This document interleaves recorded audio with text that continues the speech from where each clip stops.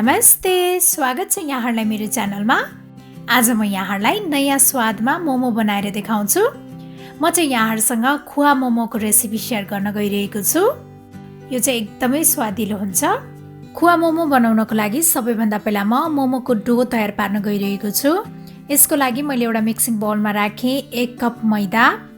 अब यसमा मैले राखेँ आधा कप चामलको पिठो।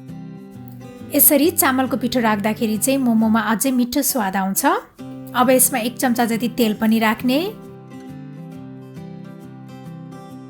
अब यसमा थोरै पानी राख्दै यसलाई चाहिँ मुछ्दै जानुपर्छ।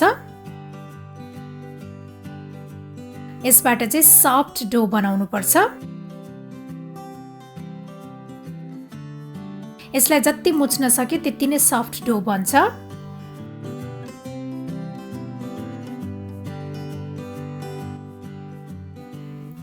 हाम्रो यो डो बनेर रेडी भइसकेको छ। अब यसलाई कभर गरेर आधा घण्टा जति राख्नुपर्छ। अब म यहाँहरूलाई सजिलोसँग खुवा बनाएर देखाउँछु। खुवा बनाउनको लागि मैले एउटा कराई लिएको छु। अब यसमा 1 कप पाउडर दुध राख्ने।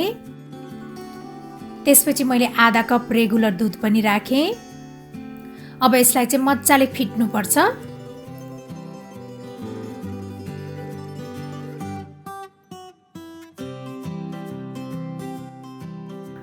अब यसलाई यतिको फिटिसकेपछि ग्यास अन गरेर मधुरो आँचमा यसलाई पकाउनु पर्छ।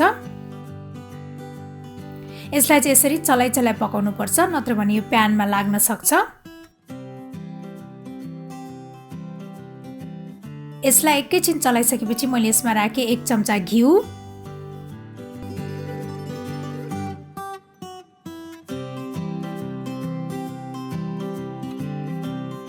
त्यस्तै मैले यसमा थोरै कोरेको नरिवल पनि राखेँ। यो चाहिँ अप्सनल हो। अब यो सबैलाई राम्रोसँग मिक्स गर्ने। यदि यहाँहरूलाई अलि गुलियो मनपर्छ भने यसमा 1 चम्चा जति चिनी पनि राख्न सक्नुहुनेछ। यसलाई चाहिँ यत्तिकै घोटी बाक्लो बनाउनु पर्छ। यो खुवा चाहिँ रेडी भइसकेको छ। अब यसलाई एकैछिन सेलाउन दिनुपर्छ। त्यस्तै यो मोमोको डो पनि रेडी भइसकेको छ। अब यसलाई रोल गर्नुपर्छ।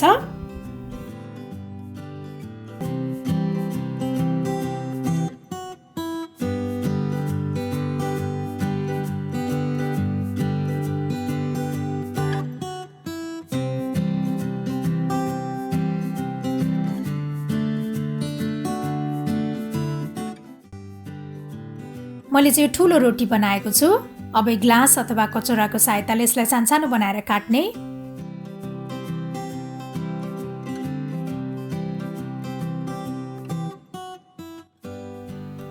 त्यसपछि अब यो र्यापरमा खुवा राखेर यसलाई र्याप गर्नुपर्छ।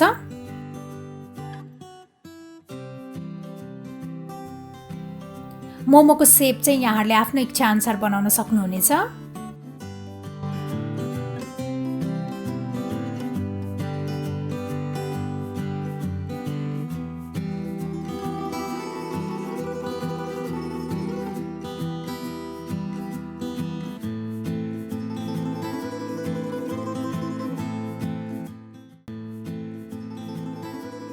मैले सबै मोमो र्याप गरिसकेको छु। मैले चाहिँ स्टिमरको बेसमा तेल लगाइसकेको छु, यहाँहरूले नबिर्सिनु होला है। अब यसलाई चाहिँ 15 मिनेटसम्म स्टिम गर्नुपर्छ।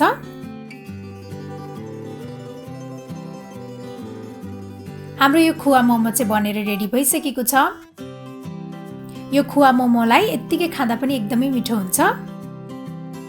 अथवा यहाँहरूले यसलाई चाहिँ मोमोको अचारसँग पनि सर्भ गर्न सक्नुहुनेछ। मलाई आशा छ यहाँहरूलाई यो खुवा मोमोको रेसिपी पक्कै पनि मन पर्यो होला। र मेरो अरू यस्तै नयाँ रेसिपीहरूको लागि प्लिज मेरो च्यानललाई सब्स्क्राइब गरिदिनु होला। र मेरो भिडियोलाई लाइक, सेयर र कमेन्ट गर्न पनि नभुल्नु होला है। Thank you for watching. Bye by.